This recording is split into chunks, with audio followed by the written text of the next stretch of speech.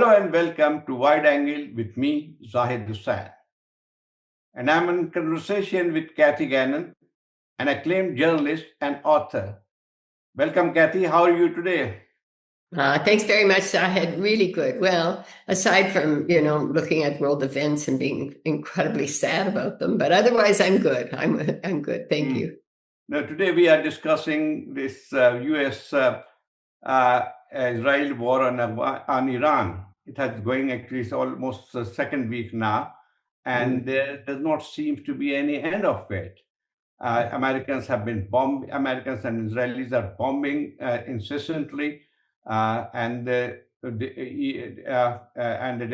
U.S. Defense Secretary has said that yesterday or last night it was the heaviest ever bombing. They are not only targeting Iranian military installation, but also they have started attacking a civilian population. And you must have read about this oil depot which has been Mm. blown, and it has a devastating, effect on the environment, on the people. But we have not seen anything coming out from the West, which is always very particular about rule based law system and others. So how do you think how the things are going now? Because so far what we have seen, that Americans have failed in their objective. I don't know how many objectives they had, but they wanted Iran to surrender unconditionally, and they also wanted a regime change, but nothing has so far happened. So how do you think what do you think actually where the war is going now? Yeah, I think you're absolutely right. I think Trump, of course, got into this without an exit strategy, and also I think without any kind of a game plan or any real understanding of Iran. And I think Israel much the same in terms of Iran's strength, not just within its military structure, but its governance structure, but also that sense that this is Iran is in a fight for its existence. It can't afford to lose because they want Iran destroyed. And Iran understands that. It's not even just a matter of putting in a new leader or that. And certainly from Israel's standpoint, Israel wants chaos, balkanization. It wants an Iran that is subservient to Israel. And America is also looking for an Iran that capitulates. And Iran, and that's why Iran too said, when Trump said it could be over soon, Iran said, we will decide. I mean, Iran is under a tremendous amount of military pressure from both Israel and America. But I think there's a lack of understanding about Iran within America. I also think, and certainly within Israel, and their objectives, I think Israel's and America's objectives are not on the same table. I think that Israel is very clear, wants to destroy Iran, basically, whether it's through chaos and have it a non-functioning country as such. Whereas I'm not sure that that is America's goal. America wants it to be subservient. America wants everybody to be subservient. Trump wants everybody to be subservient. Neither of these goals are even close to being achieved, but also Iran, I think, really at this stage and right from the start, understood and understands that it is really a fight for its very existence. And that gives it a tremendous amount of sustainability. I think as always in America and in the West, there's a deep underestimation of people outside of their sphere. They always look at others as not quite as smart, not quite as clever. And Iran is a very sophisticated, intelligent, knowledgeable people and government. And I think they had a lot in place and were ready for the attack, ready to have an appointment, because they surely knew that if Khomeini stayed in his So, office, so that you he would think go. America has completely underestimated Iranians' resistance, and also I, their calculation was that once that starts, there will be a revolt, and public will rise up against the regime. yeah, Nothing of that sort has happened, yeah. and and this is the 12th day of war, but we have not seen yet. Yes, the number of Iranian missiles attacks have come down, but still they are targeting Tel Mhm. Aviv. They're still targeting American installation in Middle East. And so despite all that, Americans have failed to destroy Iranians, capability to fight back. And now actually they are still, and the war seems to have entered into a more dangerous, stage. And that the latest news you must have seen now that Iranians have threatened to close down Strait of Hormuz. I mean, still we have seen that there is no cargo going through that, Mhm. but it was not closed down by Iranians. But if the situation get worse, they have threatened to mine it. That will completely destroy the economy of the region, and it will have a very adverse effect on the global economy. So Absolutely. all these things, and as you might have seen, that America is almost spending about $1 billion per day Exactly. on just ammunition. And so, what is the way out of this for America? They cannot continue with this kind of war forever. Number one. Number two, also, like even they want actually Iran a fragmentation of Iran, and at one point it seemed that they were even planning to arm Kurdish militia. But will it work, or will ultimately America will have the boots on the ground there? Yeah, I mean, those are really interesting thoughts. First, I think that on the Strait of Hormuz, I think Iran has mostly shut it down. None of the maritime insurance companies are ready to insure any ship going through there. America claims to have destroyed three mine laying ships of Iran's. Iran has attacked two ships already, and now America is saying that they will accompany them and they will insure the ships, because America, as you rightly said, understands the impact that will have on the global economy. But I think that in terms of the cost for America, I think first Trump thought that it would be like a Venezuela, in get rid of the Khomeini, get rid of the leader, have a pliant number two or three that will come in and do what they want. So it's a deep misunderstanding, and as you so rightly said, it's just such a deep underestimation of other people, which is arrogance and disrespect. Really, it's at the heart of it. It is arrogance and disrespect of the United States administration, and particularly Trump, of anyone else or that he's dealing with. So Iran has certainly shown that it is not going to capitulate. It is not going to come crawling on its hands and knees, which is what Trump would like to see. As I said, I don't think America really wants to see a complete destruction of Iran, whereas I think that's exactly what Israel would like to see. And so I think there is some divisions within the two countries, but certainly America also pays for a lot of Israel's expense as well. And then you have the elections coming up. You have the midterms coming up in America. So I know there are a lot of Republican states that are worried that they will lose the lead in Congress. Also, But Netanyahu it seems has. that Trump does not care about that. It is the first time the American president had gone to war with less than 40%, support base, and it seemed that the war is not going the American way, and so the public support or whatever support was there will further decline. So I think, despite that, all that, and the economy, this economy, there's already reports of inflation, picking up, and even the prices of oil and gas has gone up, despite the fact that America is supposed to be self-sufficient in that. So yes, actually, public opinion is going against the war, but it seems that nothing, affects Trump, who lives in his own world. Well, I think that's true. I think he does live in his own world. But also, while I think they are worried about the midterms, the Republicans, and that will influence, I think, Trump to some extent. But you're absolutely right. He lives in his own world.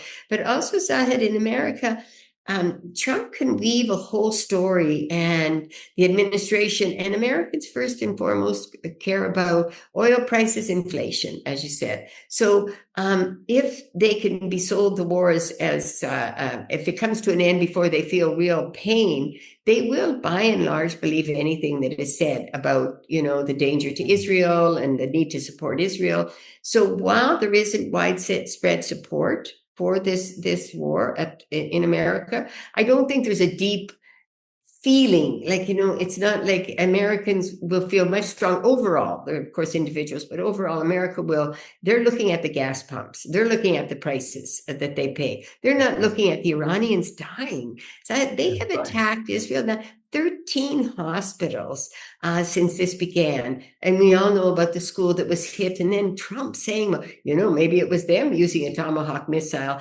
Iran has no Tomahawk missiles. And look what's happening in Lebanon. The deaths and the 570 people were killed last night in bombing in it, Lebanon. So the war it's has already extended to the other regional countries, and obviously Iran had earlier warned that they will also it will also target the American military asset wherever they are. So I think probably the whole region has already destabilized. Many Gulf countries have stopped oil supplies. The Mhm. refinery has been attacked in UAE. So it's already the impact of war is being felt throughout the world and throughout the region. Yes, you're absolutely right. It is being felt there throughout the region, and there's been, they're all sort of having to, think on their feet. Do we speak out against Israel? Okay, Saudi Arabia has spoken out against Israel and going to war. Has spoken out against war, but then it's been harsh with Iran. So everybody's trying to balance their relationship with the United States, and while at the same time knowing the need to come out and not be seen as a party to this war, I think is very important. But also, I think, of course, the destabilization, and the longer it goes on, the more destabilized things become. But it's the destructions I had. Like, Yeah. I mean, Iran is. Tehran is an extraordinary city, as you said, and they hit the oil facilities, and that has a long term effect. But in Lebanon, the numbers of dead, Yeah. and nobody is reporting. I mean, of course, they're reporting on them in America, but the 700,000 people reports are have been not about displaced. the people. I'm sorry. It's a huge refugee the crisis there. It's 700,000 people have been displaced. Yes, it's horrible, and they're having to fight for their dignity. But the thing is that is not being shown in that way in the United States and in the West, and that real sense of uh, um, double standards. Zahid. I mean, Hmm. it just makes me crazy. You will see the European Union Now, in Zelensky tears is over. Ukraine is now sending interceptors to the Middle East now, and look Sure, actually. So I know at one point, on one side, the Europeans were saying that Russia was attacked on a sovereign country was illegal, but on the other side, actually, they're quite happy and sitting on the sides, like watching the whole devastation of a sovereign country by American imperialist forces in Israel. So nobody is talking about it. The other thing yeah, is that sure. the other issue is that no about the the Gulf countries. Look at they all have like the American, as I said, the military bases. There are 20 American bases, military bases are there in the Gulf area, and like Qatar has a huge uh, base, Air Force base, and similarly there's Oman has a naval base. So in fact, actually, what Iranians have been saying that they are the legitimate target if Iran feels that they'll be attacked from those bases. So I think the duplicity of the Middle Eastern country is also very well evident because on the one side they are crying actually that their sovereignty has been breached by the Iranian attack, but on the other side they are not talking about the American bases in their country, and their country is being used for to attack Iran. So I think probably it also seems that wittingly or unwittingly, most of these countries have become the part of U.S. and Israeli agenda in the same. For sure. And I think they always have been, but I think also these countries they're not attacking Iran. They're not going to start attacking Iran. They've had these bases for years now. And so, of course, they realized that, when Iran said that before the war even broke out, that any bases located anywhere were going to be a target. And of course, they've spoken out very strongly against Iran attacking them and against their sovereignty, but they have not attacked Iran, threatened to attack Iran, nor have any of them said, we are joining with the US and Israel in this war on Iran. And I think that's a very But important, and I they think that's have a very they have calculated. they have been indirectly been sucked into the war already Well, I mean, because the bases, because just by they mere are the fact, the biggest, bases are there, Mm.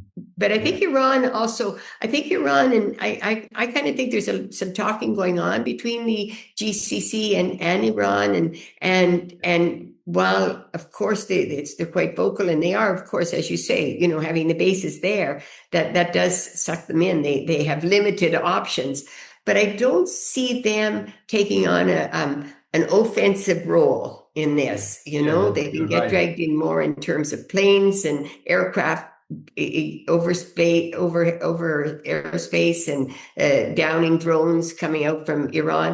But I don't think they're going to be drawn in on any offensive, and they're really trying to balance what Well, is very difficult and position for them, because they're also very fragile. All these governments are also have their own fragility don't, within their own countries. don't they realize that if Iran is fragmented and destroyed, as American and Israelis are doing at the moment, their whole objective is to, as you have earlier said, that objective is to destroy Iran. So if Iran is the only country in the Middle East which has given genuine resistance to Israeli expansionism. And Mm. if Iran falls, I don't think they will actually, but it will be long drawn war. But it's going to directly affect these countries because Israel's expansion, like the plan for Greater Israel, so it all includes all those countries. I don't think it's going to happen, but certainly there's a lot to talk about it. So I think Mm. probably this is a very very complicated situation developing in the Middle East. But in the long run, I don't think the Americans will be winner in this war. It is a war which will go on, and ultimately Americans would like to have some kind of face saving, but which is not coming. So now all that is happening. But let's talk about the new leadership in Iran. It was Wishtaba. Mushtaba. Mushtaba's election was, I think, it was mostly predictable. And so to expect Mushtaba to surrender to America, whose father has been assassinated, whose sister, whose mother, and whose daughter has also been killed in that attack.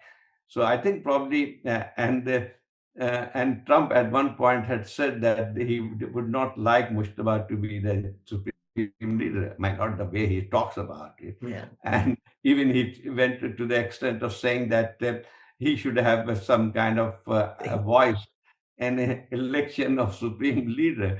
My God, actually, look at him. Actually, I don't know whether one could really believe in whatever he's saying. I think I think you're absolutely right. It's impossible to believe in anything he says or anything Netanyahu says. So that's a very difficult, and it's very difficult. I mean, it's very true, but it's also very dangerous because you just don't know what comes next, because you don't know, was that a lie or a truth. And on the Iranian leadership, I think there's a few things that I think Mustafa. When Khomeini decided to stay in his office when the war broke out, and Mm. and and I think that was a very calculated move. I think they understood. I mean, June they hit all the offices of scientists and that, so they're very directed hits. So I'm sure he knew that if he stayed in his office, he would not last. So the Iranian structure is quite strong, and I think that Mustafa was probably selected before the war ever broke out, and so I think that was already pretty much decided. I think there's some Mm. problems, concerns certainly with his appointment because. I think there doesn't for Iranians themselves who would like to see a new path and a new forging of a new direction that would make it more progressive, but also more open to the world that would help their economy, their growth, their development. I think that also would be a concern for many in Iran, and certainly he would have the support as well of many. But I think his appointment was probably also to send the message, and that things would not change dramatically, at least not. And that's, I think, a message as much to Mm. Israel and to America. You're right, actually. So he's not inexperienced person. In fact, actually, he has been, was very close to the Revolutionary Guard, and he has been actually with his father throughout this period. So he knows the how to run the system.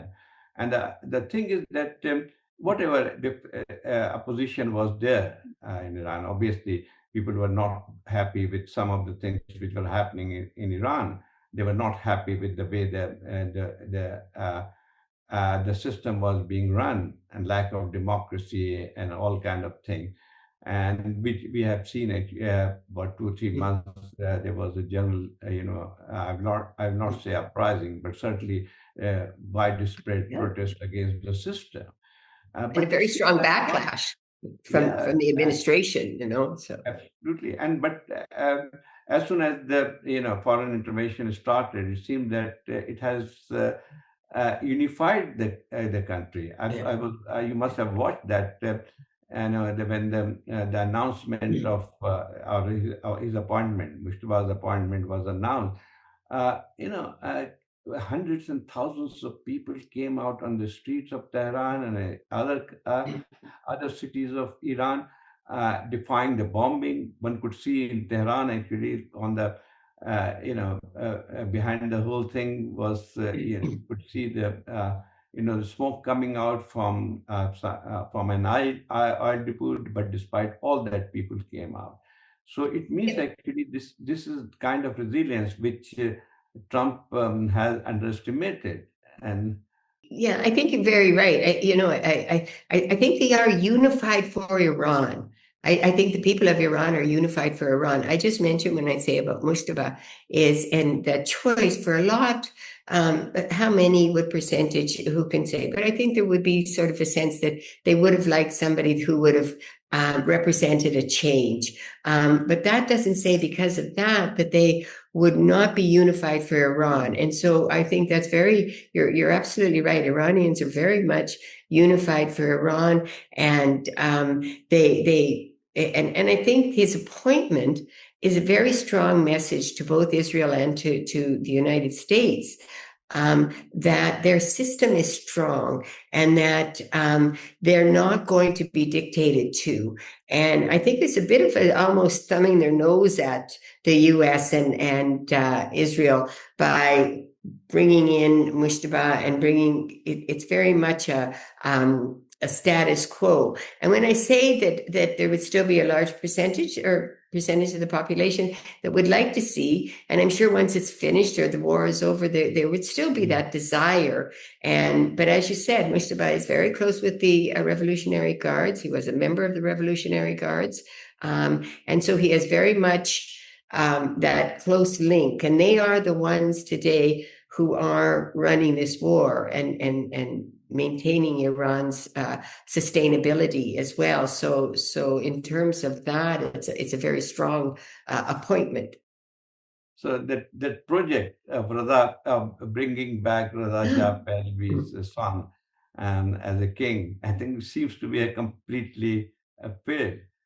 But one thing more, actually, Kathy, I would like to ask you is about like Western Europeans' reaction to the whole thing.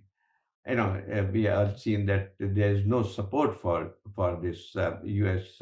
military action in Iran. But no country except for Spain and maybe actually Norway and maybe a few more, they have actually condemned and criticized American action in Iran. But none other. I mean, they may not have agreed to send troops to in support of United States, but there's complete silence over this Yeah, aggression, this naked aggression. And I yeah. was and particularly that I was watching German's chancellor's comment when he was meeting Trump in Washington, and he said he was is fully supportive of American and Israeli action in Iran. So I Mm. think probably this also exposed the hypocrisy of the Western world. They all the time they're talking about a rule-based system. Yeah, I mean, I think first to address the whole Western response, I think it exposes completely the hypocrisy of the West, but it also, I mean, the Western reaction to this war, which is both illegal, was unprovoked, and which they started, has been really not just shameful, but it really. I mean, international law, the Western countries have defied it from the start of the Gaza war, and allowing for the killing by Israel of 70,000 Gazans, defiance of humanitarian law, defiance of international law. It has been consistent. The Western countries have been very, very consistent in their complete disregard for both international laws and humanitarian laws. And also, I think, and you're quite right when you said about the German chancellor and his comments. Canada, Prime Minister Carney was very vague, and of course they all sort of interjected with the radical nature that they say of this Khamenei and the theocratic government. But the level of hypocrisy, and I was going to say this a little earlier, was that you see European Union and constantly Russia makes these alleged or confirmed excesses committed by Russia. There are giant tears rolling down the cheeks of Western leaders, and they're condemning Russia.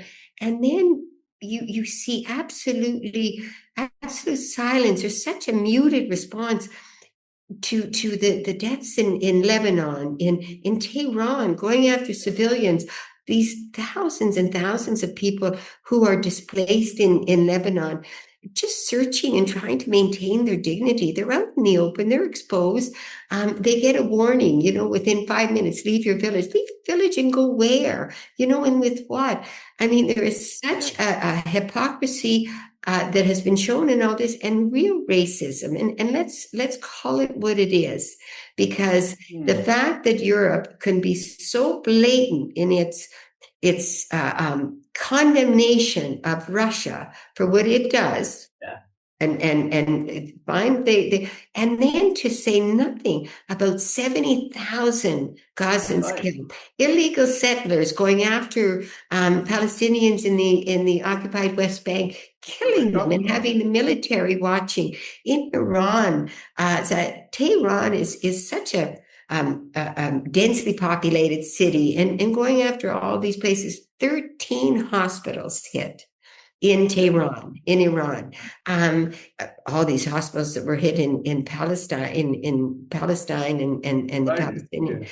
The So entire I Gaza think, has been destroyed, and there was mm, no voice of protest, and no mm, actually nothing of that sort. yeah, and I think that And really. all the time there's Israel's right to defend. Mm, This is mm. the But I critical think this has really response. destroyed the world, the international order, and I think that's very dangerous, because where do you go? What's how can you punish one and not another? I think So. the global the global order, which was established Mm, after the Second World War, has already collapsed, and I think this is the last rites we are witnessing. sure. But what will come out of that is still not very clear. Mm, We are moving towards multipolarity, multilateralism. The no. countries are, instead of, going on or allying themselves with one country, they are looking for their own interest. So all that is Mm. happening.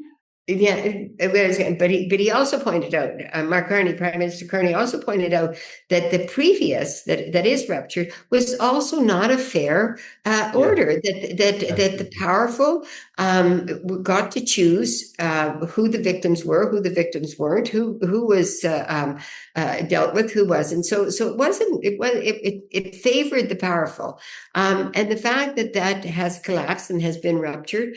I think it has devastating consequences. I think the war in Iran is one of those consequences. Mhm. Israel and the United States to attack another country that is unprovoked and without any direct threat to certainly to America, and to go in and attack another country is complete defiance of the world of any international law. They didn't go to the UN. They didn't even go to their own Congress. You look at what Israel is doing in Yeah. Lebanon, has done in Syria, has It's done kind of in the occupied territories. Emperor It's Trump, there. like he does not respect his own laws. He does not respect his own constitution. So what about the global or rule-based laws, international rule-based, or he doesn't believe in that also. So Kathy, how do you see the end game? It seems that Again, sir. Iran is not going to surrender, and Trump does not have any clear strategy and an exit plan. So this war has entered already in more than 2 weeks. It has happened. So how do you think? How do you see that the situation developing and unfolding? Do you Yeah. think actually the point has already come where the war has to be stopped? Yeah. I mean, I think the war should never have been started, so they long past the point of having should have stopped it. But I think some of the things that could happen is I think the rift between Israel and the United States, between Netanyahu and Trump, could widen if Netanyahu really insists, if he really insists on wanting to see chaos and balkanization of Iran. I don't think that Trump has the attention span or the desire to see this war go on indefinitely, when he sees no big positive result for himself. So the longer it drags on, the more Trump is going to want to get out of there. Whereas Netanyahu would be ready to stay in until he sees Iran completely capitulate. So I think it doesn't appear that Iran, certainly there's no indication in it, and given Iran's everything that has been saying, there's no suggestion that they are going to call for the war to end if it means capitulation. I think that's a definite. I think it's going to be between Netanyahu and Trump, frankly, and I think Trump will probably want to get out of it within the next week or so, and Netanyahu would like to see Iran completely destroyed. So I think it's of course it's always impossible to predict on Donald Trump, but I do think his attention span is quite limited, and he will sell it no matter what, Zahid, that as a win. In So America, he he will will. sell it So as a you, win. you It think he does will not declare? matter what happens. Hmm? So he will declare victory and get out of it. Yeah, he'll say we've destroyed all this, we've obliterated the nuclear weapons. I mean, today they're saying they destroyed something like 23 Iranian vessels. Yesterday he said, or the day before, he said 48 were destroyed. I mean, he will say anything and he will declare it as we've done this, we've obliterated that, they have no more missile capability, they can't negotiate nuclear weapons. We have made the world a safer place, and you should thank America. And I think he will sell it that way. Problem will be, what are the rifts between him and Netanyahu, and where does that go? And what But does Israel do? also, don't you see? Think actually there could be some kind of domestic pressure also because there is no appetite for this war in the United States, which is very clear Sure, from the opinion polls. And obviously, if the war prolongs, then it's going to affect the common Americans. Or there's sure. already. talking about Sure, rising inflation, rising gas, sure, prices, and all that. So what will for work? sure. What will Mm. work? Actually, the domestic pressure, or basically as you said, actually, this going differences between or differences between the Israeli agenda and his own. Yeah, I don't think that the pressure, the differences between the Israelis, Netanyahu and him, or Israelis and America, I just think that's going to be a consequence because I think they have divergent agendas right now. Trump will end it because his attention span is limited. He will want to declare victory. Americans had really, for the vast majority, while it might not be a popular war there, their concern is about Americans and the price of gas and the cost of living. And so as they see the price of gas going up and it becomes more economically difficult for them, then there will be a growing backlash. So of Mhm. course he'll respond to that, but he will because his attention span is quite limited. And I think people give him a lot of sort of deep thinking and strategic perhaps that he doesn't really have. I think he'd like to see it end in another week or so. He'll declare victory. He'll say that they've completely made Israel impotent militarily, and he'll sell Sure. it that way, I I think, think. yeah, you're right. Actually, he will declare victory and end the war. But still, actually, America will come out badly bruised after this war. I mean, like whatever he can claim victory, he can claim victory. But The world, the world knows actually that it was not won, or the objective for which the war was started has never been fulfilled, and not never been clear. So there has not been regime change. Iran is there, destroyed, but it's still there. So I think probably yes, he will declare victory, but the it will also has put on a stake Americans' own credibility as world power, and also actually the Trump's own future. Thank you so much, Kathy, for that. thank you very much, Zahid. Thank you very much. For more updates, subscribe now and press bell icon.